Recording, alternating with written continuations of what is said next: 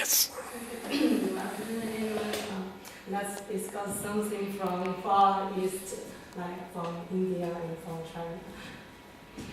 Today I want to introduce you some precepts in Buddhism, 5 precepts and 8 precepts. My presentation will be 2 parts. The first part is the introduction to Buddhist precepts, the 5 and the 8. At the final, I will discuss some ethical issue and the impact of practice for personal life. The 5 precepts is a very basic and fundamental one in Buddhism. So from this, we can see the first one is no killing, the second one is no stealing, and the third one is no sexual misconduct, and then the fourth one is no verbal misconduct, and the fifth one is no using intoxicants. And then let's move on to the 8th one. So compared to this, we can see that the previous 5 are the same, almost the same to the 5 precepts. And from the 6th, the eating at the forbidden time, and this afternoon, you cannot eat anything. You cannot eat anything. You can only drink liquid and water. And for like the 7th, there is some social activity, entertainment or amusements. Things in the world that you can, if you take 8 precepts things, you cannot allow to do these activities. And the 8th one is lying on a high and wide bed. That means you cannot do very luxurious things, like you cannot sleep on a very good bed, because the limitation for this kind of bed, you cannot let your legs reach on the ground.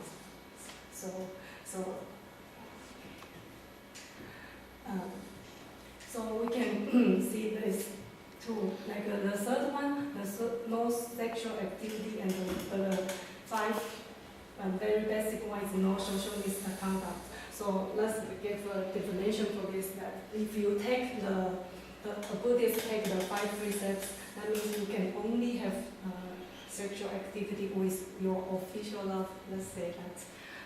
But when the time when you take the 8 precepts, you cannot have any sexual activities, even with your wives or husbands.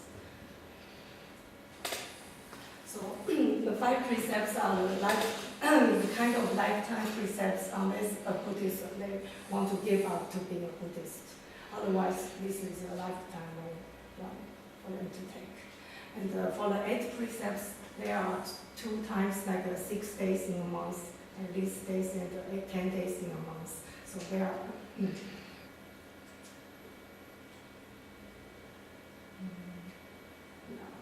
can see there are different days. There are 4 days compared to the 6 days.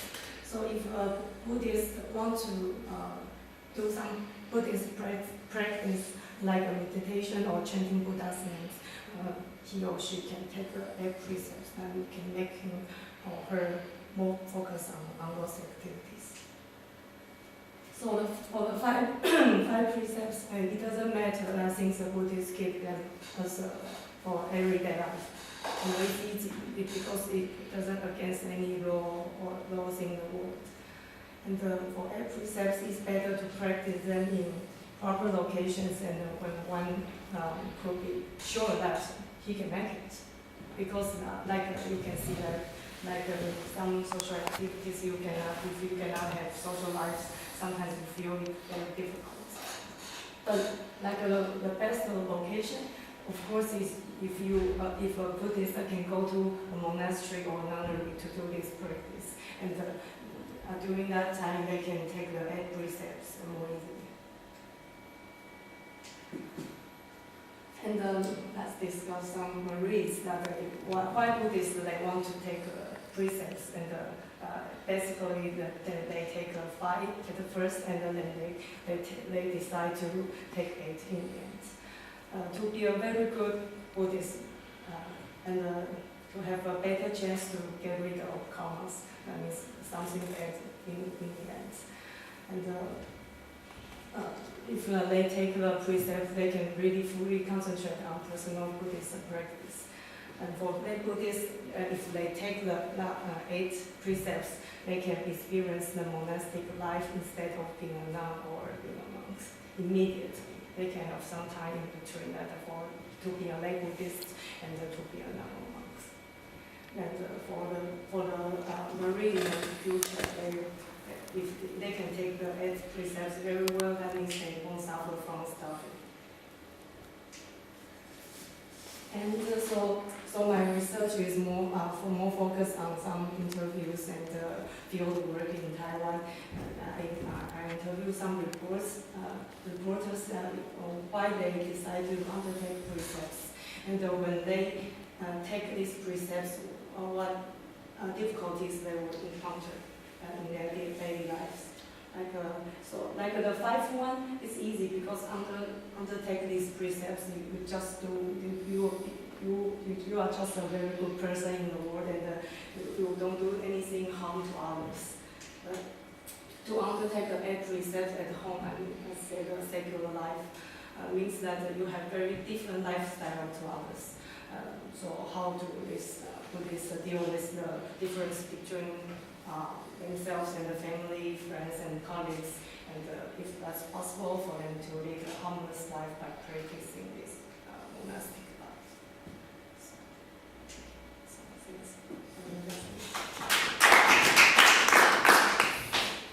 life. Thank you.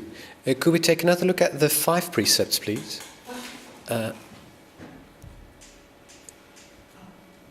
We will see them.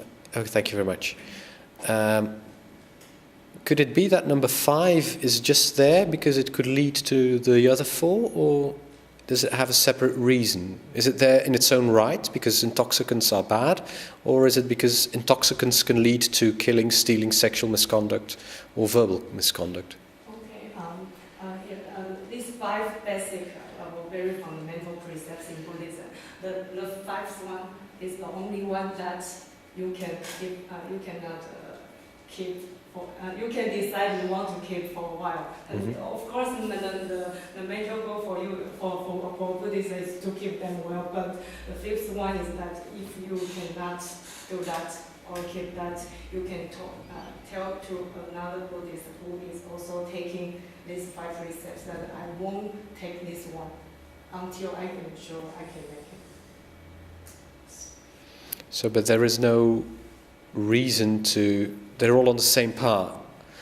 Actually, these precepts they relate to each other. Like the first one, of course, and the second one. So like the alcohol, means if you drink too many alcohol, of course you will make some mistake. Like the previous fourth one. Like maybe you will kill others, or maybe you will steal things, or you will have social activities with others, but not your wife or your husband. And of course, you will say something wrong, or you will abuse some language or some speech. You will say something very bad to others.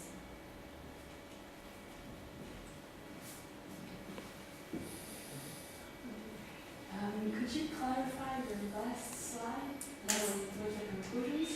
Because the way I almost understood it is that Buddhism might be unethical because it creates tensions in society because it doesn't fit with today's life anymore. But isn't that a curious thing to say that Buddhism is unethical? I think because I'm my reporters, and I explain to, because they, of course, after the 5 precepts, they want to take these 8, but sometimes they have difficulties. So maybe they want to be a monk in the future, but in the between, but maybe they have some difficulties. So I explain how to deal with that. And sometimes they have their personal interpretations for precepts. Like if you are sick and you have to take some Chinese medicines which consists of some alcohol, do you want to take it or not? So some of them they accept, some they may not, because they decide they want to really focus on practicing, so they really want to take. You mentioned earlier that one of the advantages of the precepts is to get a better chance to get rid of karmas. I would like to know, because I'm not a Buddhist actually, what is wrong with karmas actually? Yeah, because because we are human beings, so we always do something wrong. Yeah, so if you can take these precepts, well, that means you try to make yourself not to do something good or even more. You can limit the bad things you do in your daily life, so you will reduce the possibility for doing some bad karmas. Okay, so it means actually we don't get rid of karmas, But we get should get bad karmas. rid of bad karmas. Yes. Okay.